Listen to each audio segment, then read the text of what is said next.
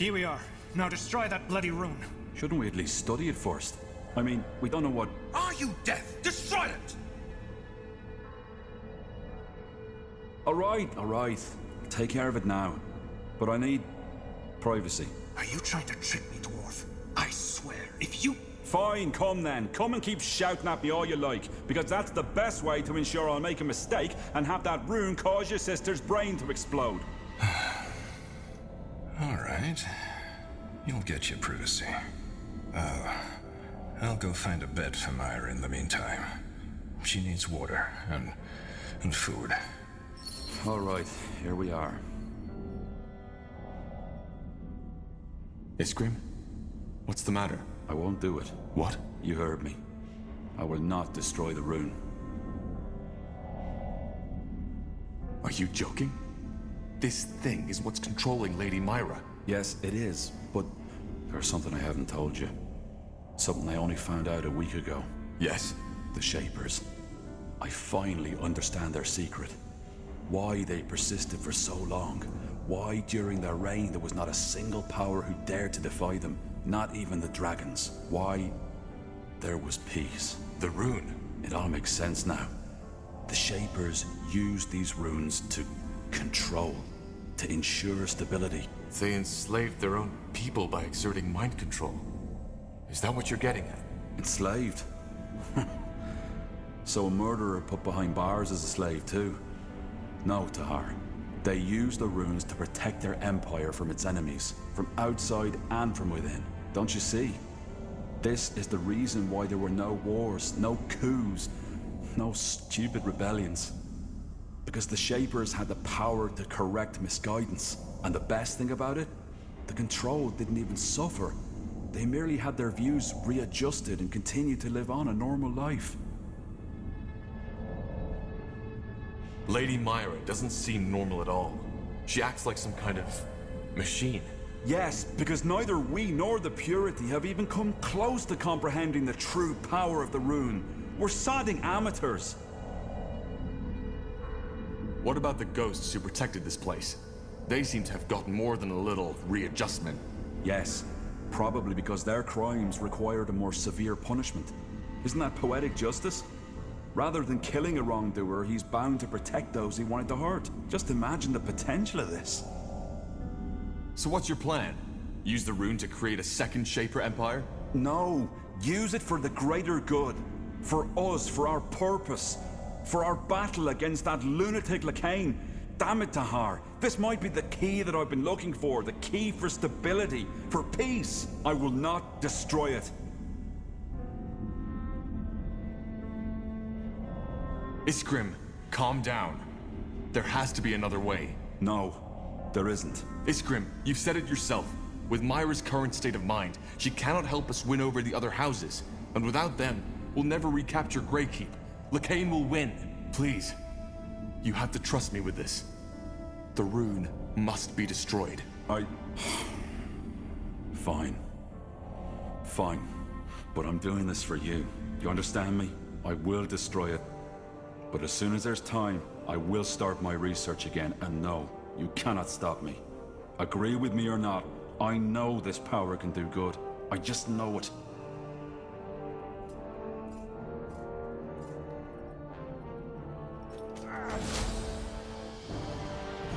It's done. Go see after Lady Myra at the Har. I need time.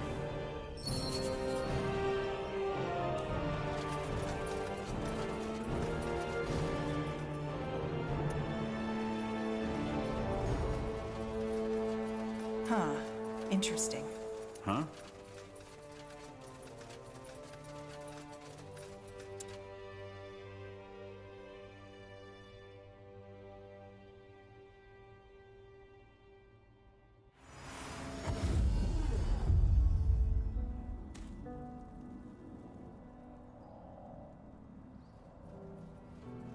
Huh. Intriguing.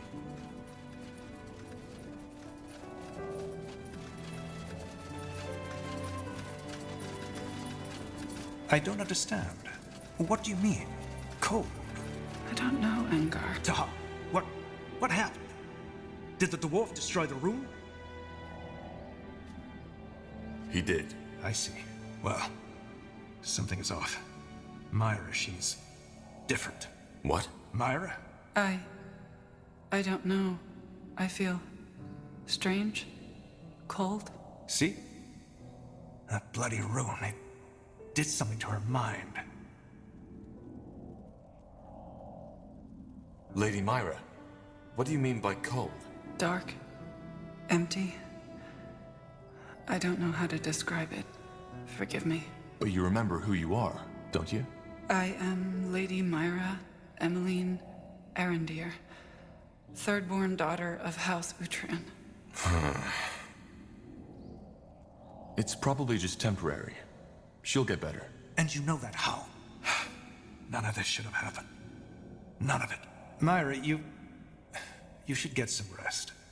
Things might be different tomorrow. Yes, brother. As you say. Come, let us call your companions. There's things that need discussing.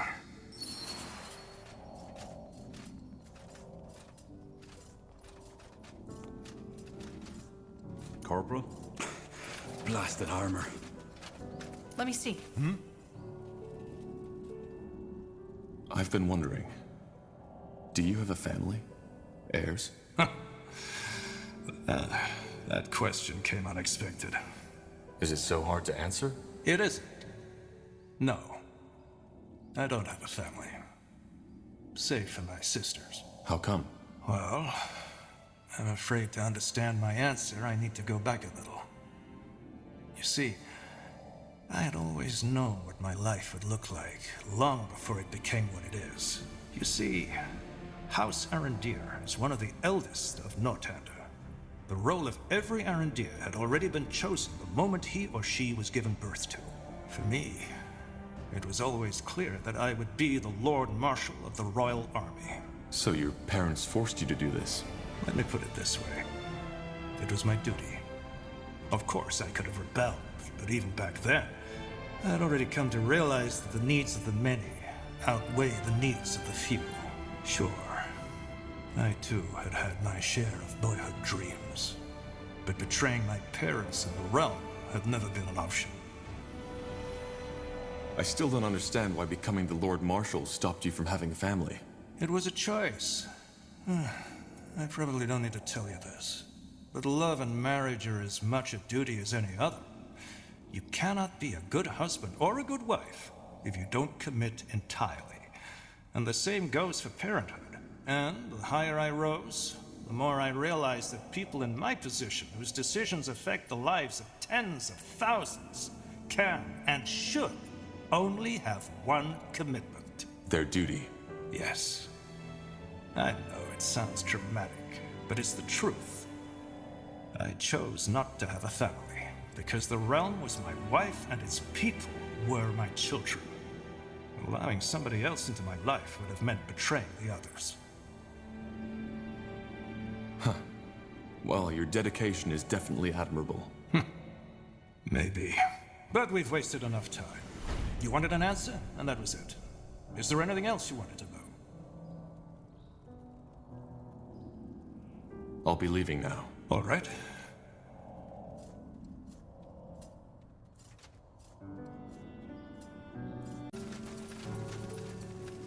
All right. Now that my sister is safe and we have the Utran army beside us, we need to discuss our course of action. As I've hinted at already, there are two more problems we need to take care of before we can gather to convince the other royal houses to join forces with us and reconquer Greykeep. Lakane's Iron Ones, and the Leonida forces. Iron Ones? You mean these giant walking armors? Yes. We need to destroy the place where the Purity manufactures them. And we need to eliminate Amaria Leonida, who has allied herself with the Harbinger. House Leonider has the strongest army in Northander. Would it not be wiser to forge the alliance with Wulfgar and Hallett first and then deal with them? It would, but Leonider is controlling the borders. In other words, until we've taken care of her and the Ironborn, we couldn't move the Wulfgar or Hallett forces, even if they agreed to an alliance. Any idea what these Iron Ones actually are? Golems? No, I doubt it. They have the magical signature of a human. I guess we'll need to find out. Yes, though I am fairly certain the Harbinger's new magic has to do with it. The Archfire. But if that's the case, how are we supposed to deal with them? Well, according to my scouts, there is a place where they are being created by whatever unholy power is behind this. And it seems that this smeltery, if you want to call it that, is in the Windwall foothills. So we travel the Windwall and burn down that factory. Is that the plan? Yes. It's a simple task, but it won't be easy. We can be sure that the Purity is doing all in their power to protect it. Amaria Leonider allied herself with the Harbinger? Why? Because she's probably the most ardent follower of the Purity's teaching. She was the first truly influential Nortandian to repent when Lekain's new religion was founded, and also the first to declare her unconditional loyalty after Lekain showed his true face and took over Greyfell.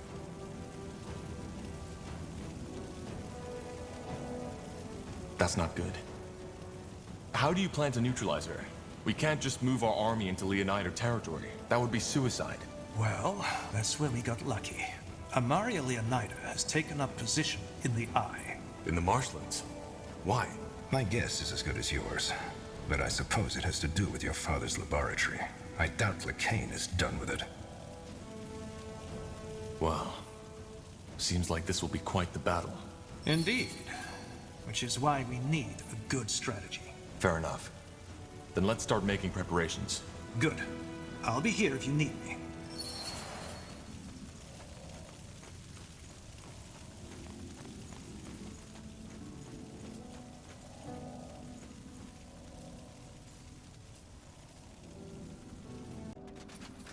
There you are.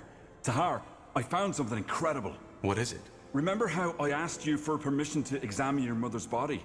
Undergas and I did that yesterday. I hope you know that wasn't an easy decision for me. Yeah, Tahar, I know. And believe me, we were respectful. Save for that strange stasis, her body's still unscathed. So? Were you able to learn anything? We did, and this is what I'm so excited about. That jewel in the front part of her cranium. At first, we thought it was simply an ornament to mark her as a member of the priest caste, but it's more than that. It has magical properties.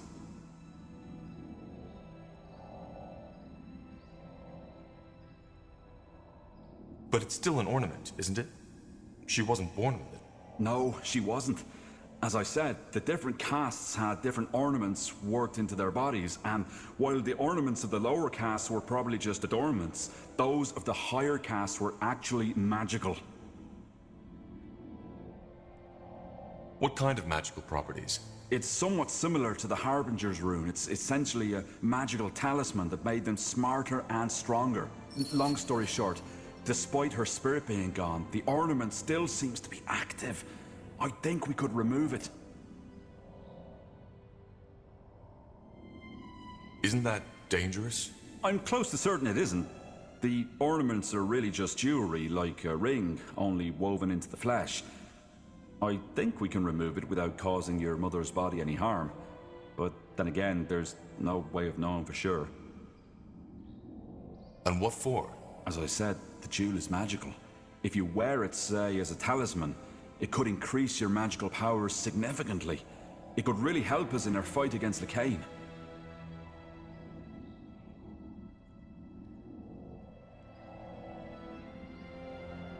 Leave it there.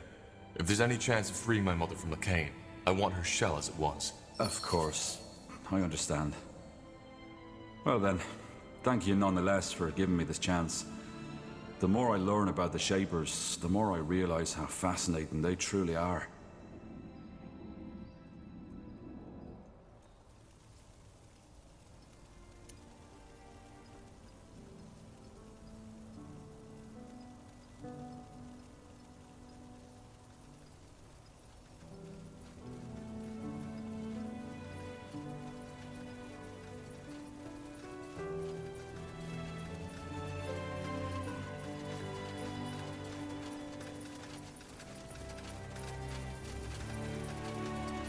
Huh?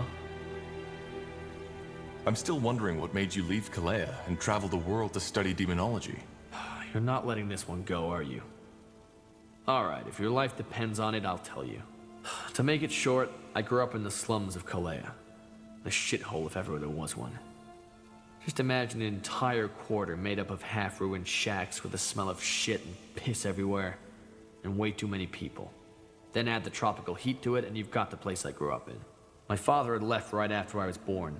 My mother is what you call a day laborer, though the days when she wasn't laboring outweighed the ones when she did. Whatever job there was, she took it.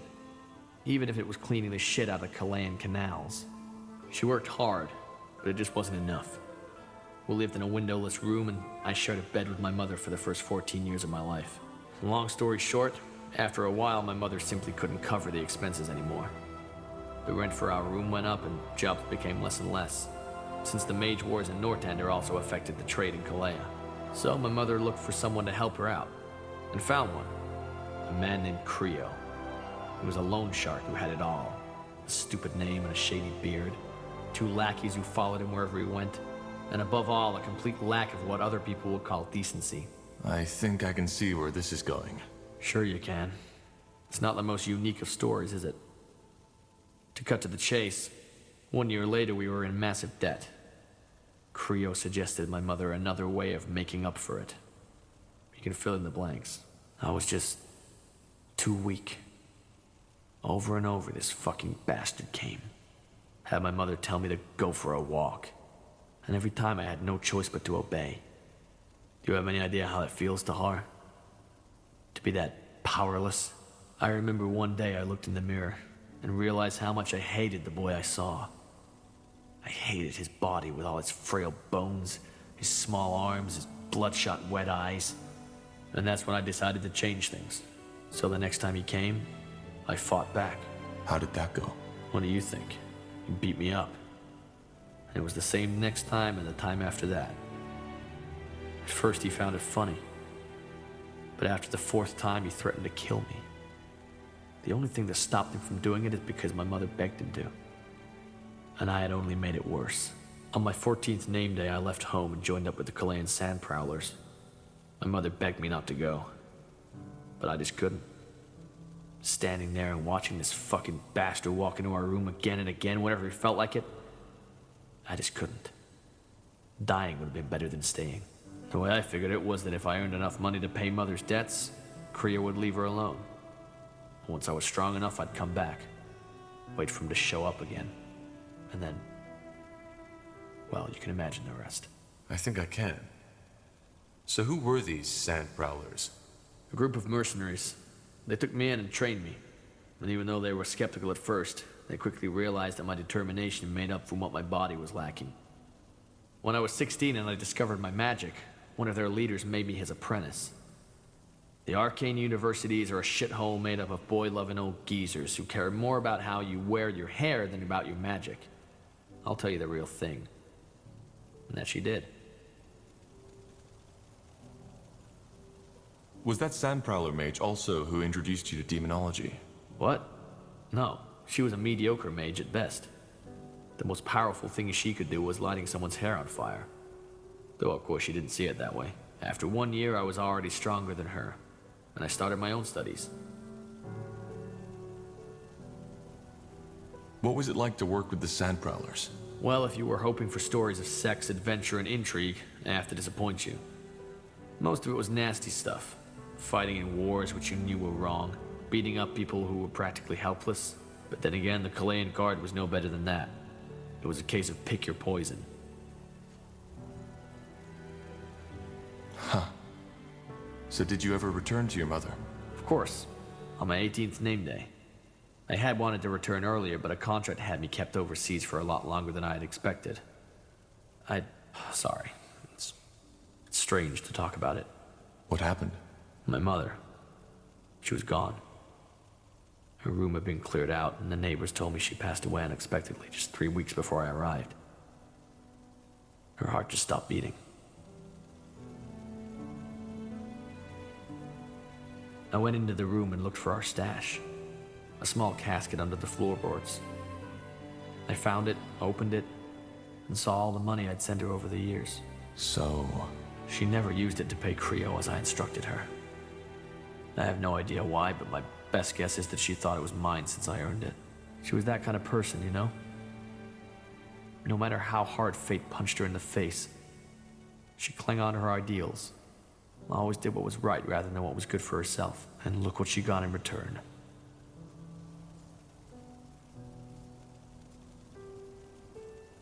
Did you ever visit her grave? I did, but it was a mass grave. Dozens of corpses, all piled onto each other, with some earth shoveled on top of it. I threw up when I saw it, and never came back after that. What about Creo? Well, as you can imagine, I went to look for him. Right after I was able to think straight again. But he was gone. Where? I don't know. I asked everywhere and everyone who could know, and they either didn't or gave me different information. After a while, I gave up. Why?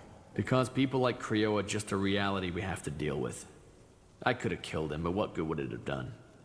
My mother was dead, and no amount of bloodshed and gut tearing could have changed that.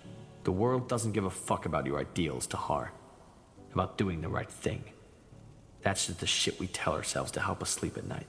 You eat or you get eaten. It's that simple. I wasn't strong enough when I should have been. And that's why I couldn't help her. That will never happen again.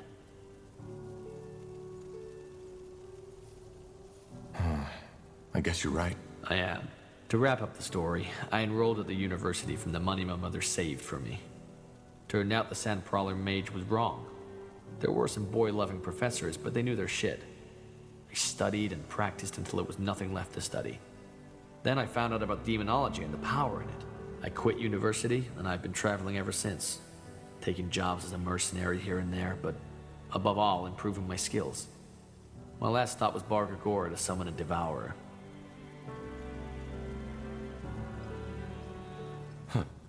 And what are you after, in the long run? I don't know. I'll find out when I get there. Interesting story. Thanks for your trust, Uran. Sure. Hope you're happy.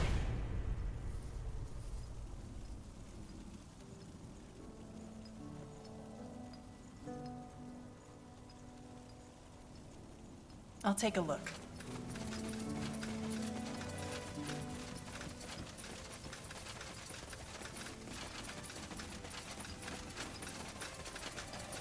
Yes, Corporal? How can I help? Would you be willing to tell me more about your friend? You seem to be quite adamant about this, aren't you? Fine, if you insist. What do you want to know?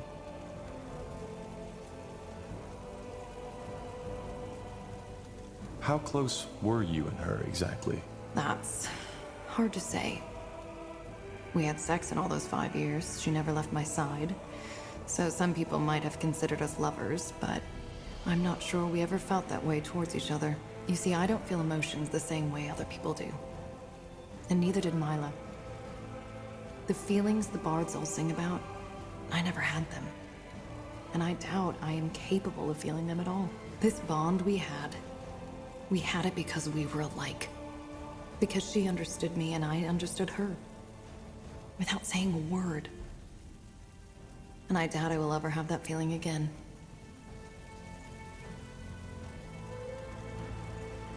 When you say you were alike, what does that mean? That she also hardly felt emotions? Yes. But whereas for me, it had been becoming a dreamweaver that had made me who I am. Mila had simply been born that way. There was no logical reason for her condition. It was just what fate or the gods had given her. I understand. Maybe you do. Was she an assassin as well? She was, yes. What was she like? That's a difficult question to answer. Compared to me, I would describe her as more cheerful, more talkative.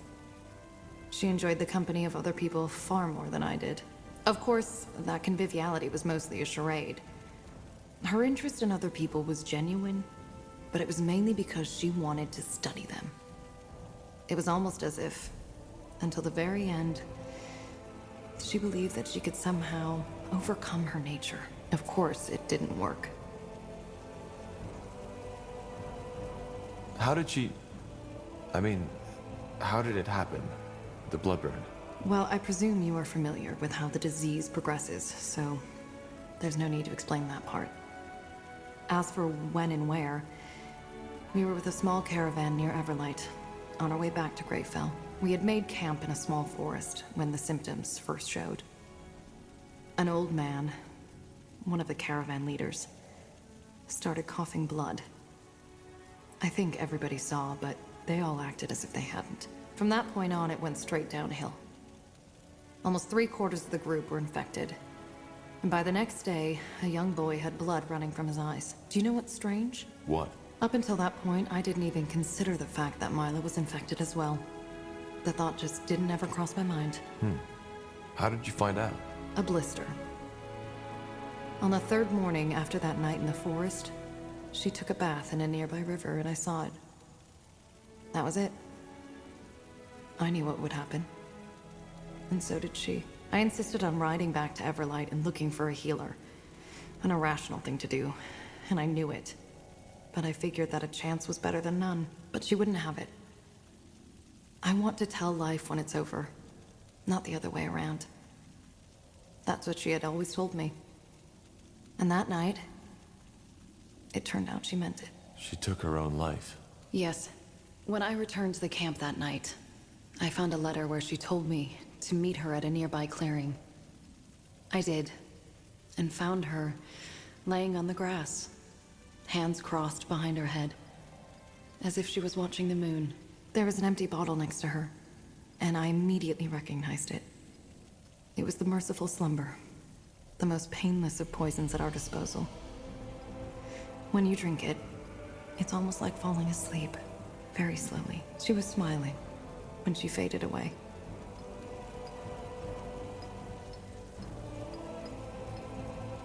How do you feel about her decision? How should I feel? It was her decision, and it was the most rational choice to make. Dying of the blood burn is incredibly painful, and she avoided that pain. Her last memories were ones of peace.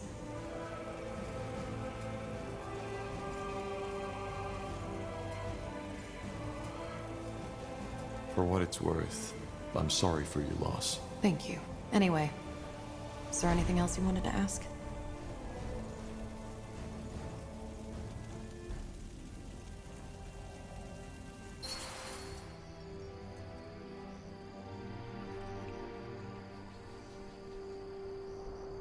Something wrong?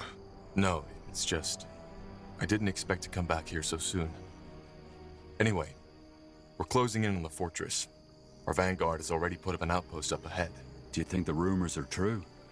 That they're using this place as a torture camp now? We'll see. Now let's move. Uh-huh.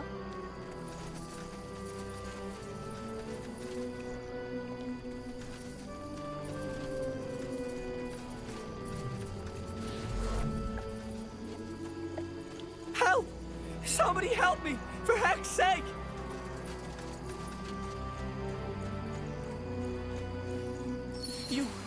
You're the leader, aren't you? Please, you need to help me. Calm down. What happened? The prison, the Leonider, they've gone completely insane. The prison guards, they are hunting me. You escaped then? No, you can't escape. Not as a prisoner, because of the barrier. They let me run, but now they're hunting me. Hunting you? So... Yes, they're doing it for the fun of it. Please, I don't know who you are, but you need to help me. You have troops, you can fend them off. All right. We'll take care of these guards. Thank you. Oh, by the Guardians, thank you. They will be here any moment now.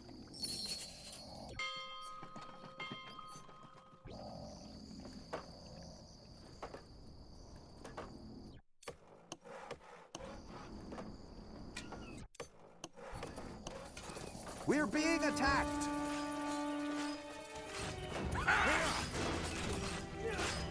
You'll regret this.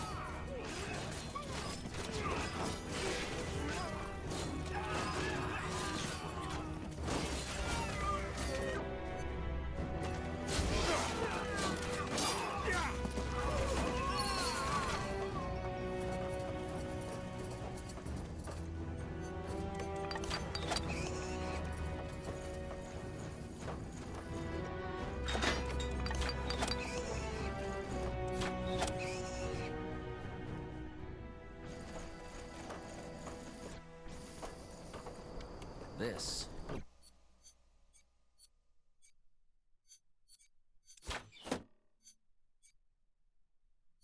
Masterpiece.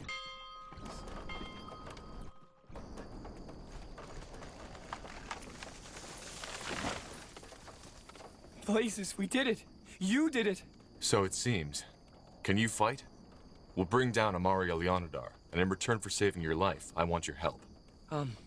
Yes, of course. Of course, with pleasure. Anything I can do to pay back that bloody monster, I will do. Good. We need to gather more wood, Commander.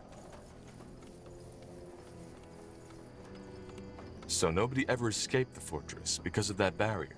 No, nobody that goes in ever comes out.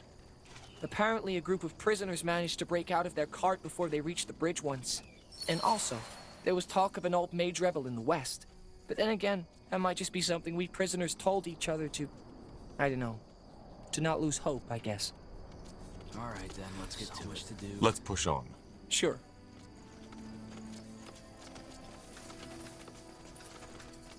Well, then. Name to the banner of House Waite, which once resided in the unforgiving swamplands. After the Waite dynasty ended abruptly when the last patriarch and his wife descended into madness, the Eye is now known to be a no-man's land, inhabited only by the most steadfast settlers, adventurers, and people in need of a hiding place. We're being attacked!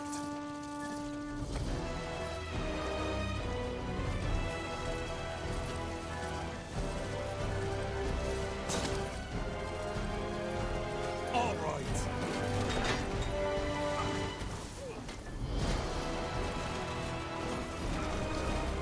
Let's burn them. We're being attacked!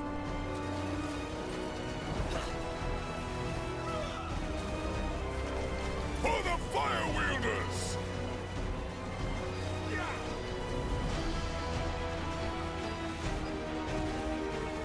Danger up ahead. We're being attacked! Get ready.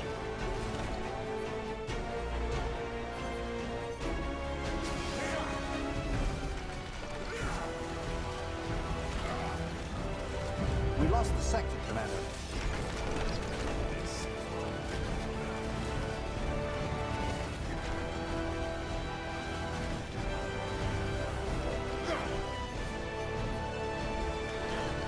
We're being attacked!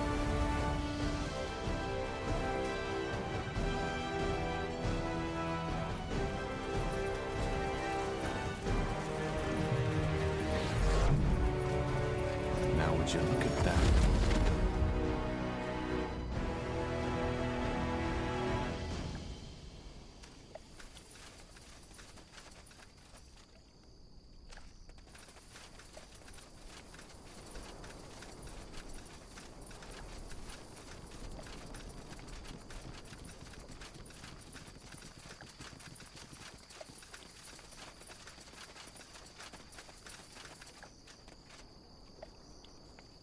The prodigal child returns. Made up your mind? The power should be scattered now. Impressive. Then I'm ready to take you in. A word of warning, though. Once you're inside, you're on your own. And your troops won't be able to help you.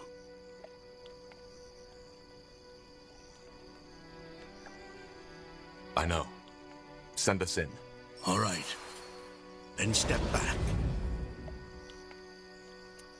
And here I thought we'd end up right in that lake. Let's go find Amaria now. Maybe we can even free some of the prisoners on the way.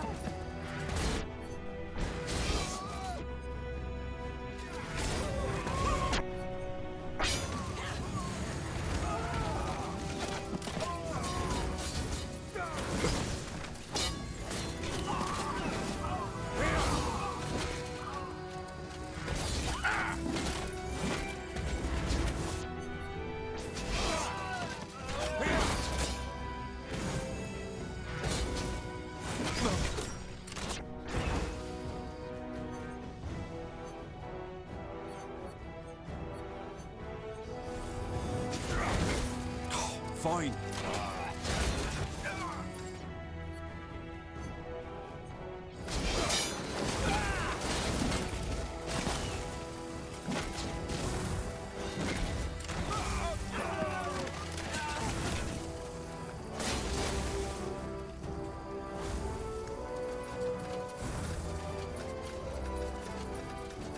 I'll keep you shielded.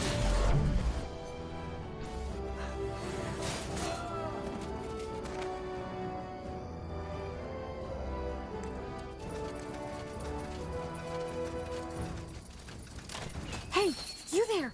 You read my mind.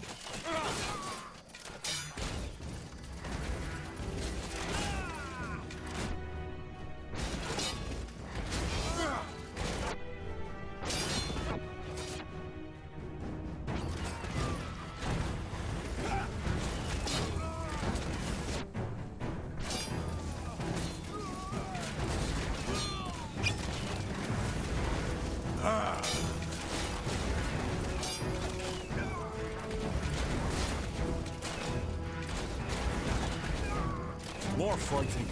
This isn't a...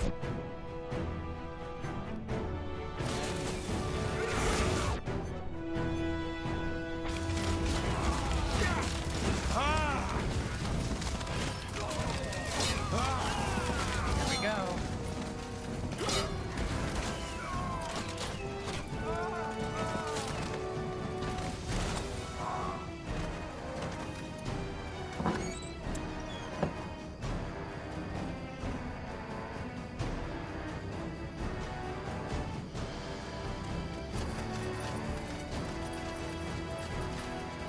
Got it.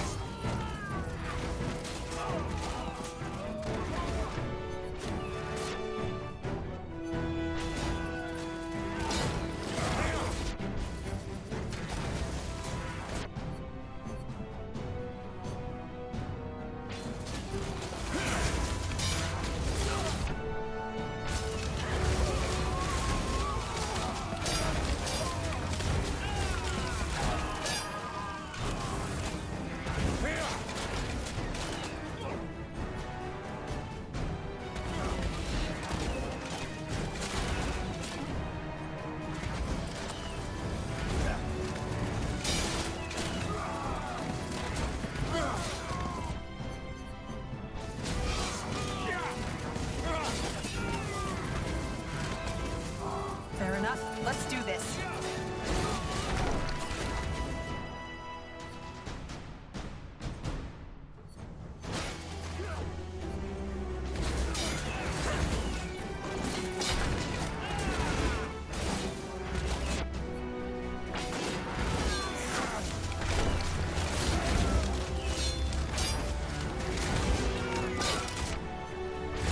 I need healing.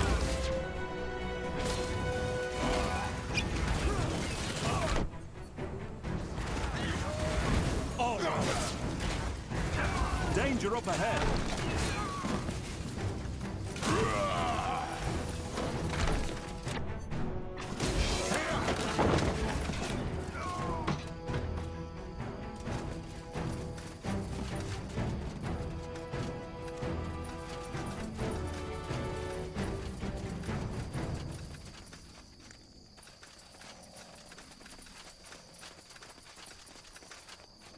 Huh?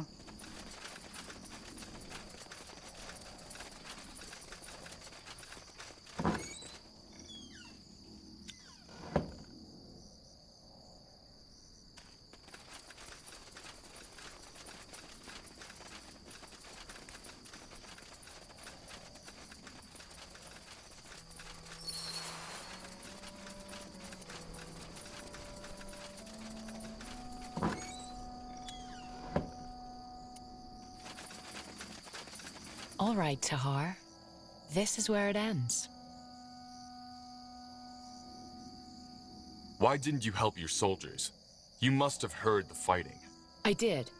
But if these imbeciles aren't even capable of fending off a small group of intruders, they are better off dead. Aeonir's new world doesn't need weaklings like them. What happened to you? What? Haven't your little birds told you? I've accepted the light. But I'm guessing it's blood and not words you're after, isn't it? You're calling me bloodthirsty. Who's the one torturing innocents? They aren't innocents, Tahar. They aren't even human. Defilers are insects. Bugs that need to be exterminated. Tahar, I know what you're thinking. That this is my personal vendetta against you.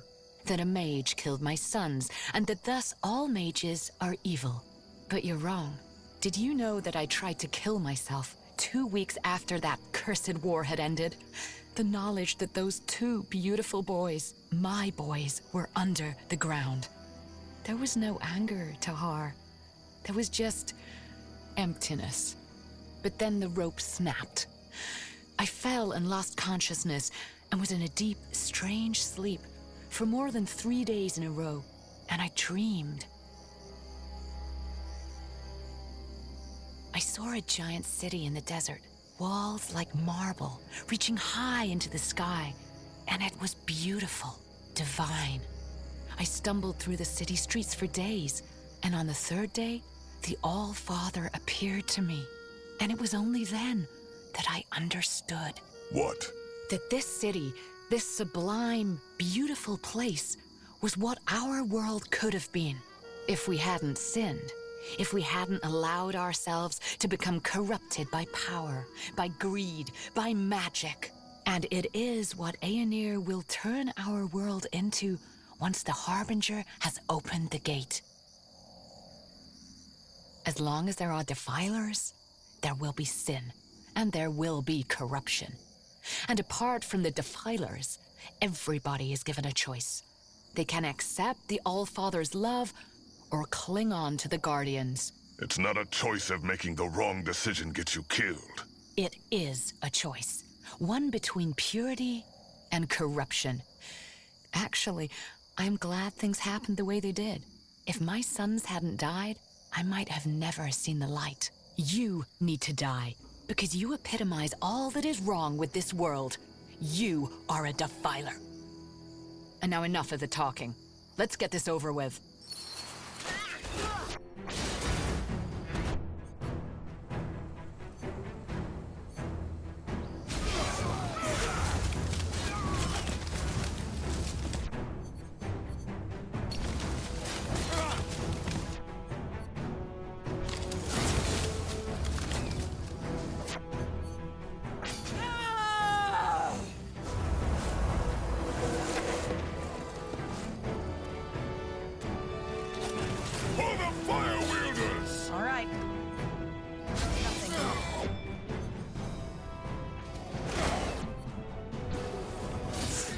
What? That's all you've got? You're as weak as the gods you worship, Tahar.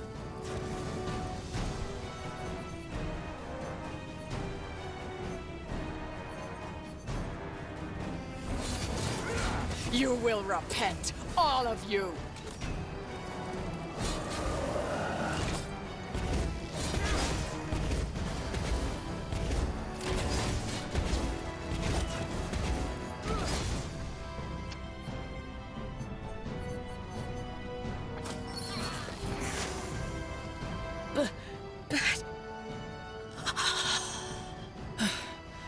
Whatever the Harbinger did to her, that magic was immense.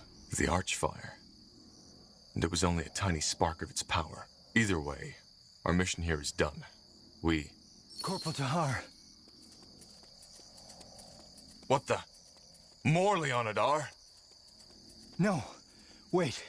We're on your side. Explain yourself. Well, what do you want me to say? Lady Leonidar, she completely lost her mind. May the Guardians punish me for saying this, but I'm glad that you killed her. Oh, so now you regret? After watching her torture and kill mages for weeks? We were following orders. You, of all people, should understand what that's like. I mean, of course, some of us agreed with what she was doing. Some of us even enjoyed it. But believe me, many didn't. Look, we are soldiers of House Leonidar, and many of us have served Lady Leonidar for our entire lives. You were military, so you know what it's like. An order is an order. Yeah, sure. How easy it is to deny the responsibility for your actions, isn't it? I can see why you'd say that, but it's not that simple. Without obedience, no army in this world would work. What I am saying is, there's been enough bloodshed today.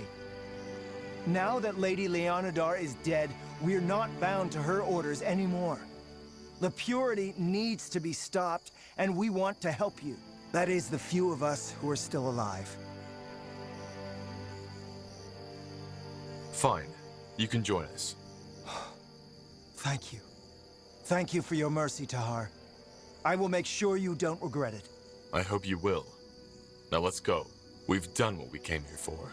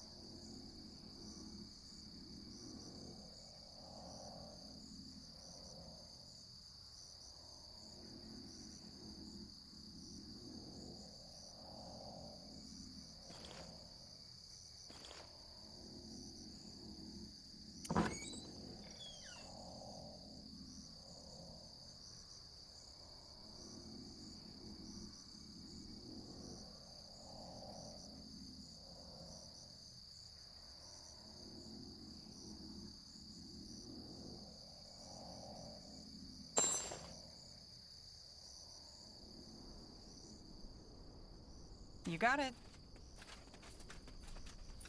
Uh-huh. This way, right?